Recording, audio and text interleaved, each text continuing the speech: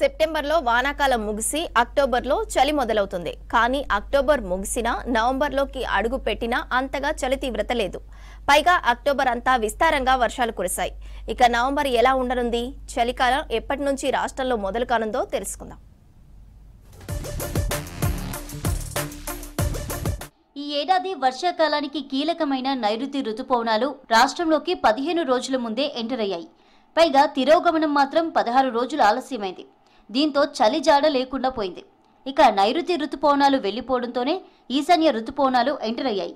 ఈశాన్య రుతుపవనాలు అడుగు పెట్టడంతోనే అనుకూల పరిస్థితుల్లో అల్పపీడనాలు, వాయుగుండంతో పాటు తుఫాన్తో అక్టోబర్ అంతా వర్షాలతోనే ముగిసింది.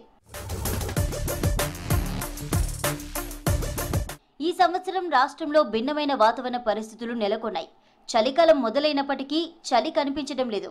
ఈశాన్య రుతుపవనాల కారణాలు, బంగాళాఖాతంలో అనుకూల పరిస్థితులతో వర్షాలు కురిశాయన్నారు వెదర్ ఆఫీసర్స్. సాధారణంగా అయితే అక్టోబర్లో చలి మొదలవుతుందన్నారు. కానీ ఈసారి మాత్రం నవంబర్ మొదలైనా చలి తీవ్రత కనిపించడం లేదు. మరో 15 రోజుల వరకు వాతావరణం ఇదే విధంగా కంటిన్యూ అవుతుందంటున్నారు ఎక్స్పర్ట్స్. ప్రస్తుతం గరిష్ట ఉష్ణోగ్రతలు సాధారణం కంటే ఎక్కువగా నమోదవుతున్నాయని తెలిపారు. పైగా రాబోయే రోజుల్లో రాత్రిపూట ఉష్ణోగ్రతలు మరింత పెరిగే ఛాన్స్ ఉందన్నారు.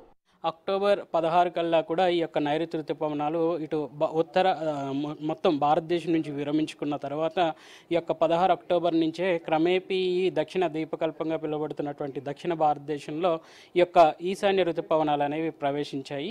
సో ఈశాన్య గాలులు ఒక విధంగా చూసుకున్నట్లయితే ఈశాన్య గాలులు కనుక చూసుకున్నట్లయితే ఇవి ఈశాన్య దిశ నుంచి వీస్తుంటాయి కాబట్టి ఈశాన్య ఋతుపవనాలుగా పిలుస్తుంటాము. ముఖ్యంగా చూసుకున్నట్లయితే ఈ యొక్క ఈశాన్య ఋతుపవనాల కాలంలో మనకి ఈ యొక్క ఇటు కేరళ కానీ తమిళనాడు అలాగే కర్ణాటక, ఆంధ్రప్రదేశ్, ఇది చూసుకున్నట్లయితే రాయలసీమ, తెలంగాణతో పాటు ఈశాన్య రాష్ట్రాలుగా ఉన్నటువంటి ఈ యొక్క రాష్ట్రాలకి ఇది హిమాలయ ఫుట్ హిల్స్ దగ్గర కూడా మనకి ఎక్కువగా ఈ యొక్క ఈశాన్య ఋతుపవనాల సమయంలో వర్షపాతం అనేది అధిక మొత్తంలో నమోదవుతూ ఉంటుంది. నవంబర్ 15 తర్వాత రాష్ట్ర వ్యాప్తంగా చలి కనిపించే అవకాశం ఉందంటున్నారు వెదర్ ఆఫీసర్స్.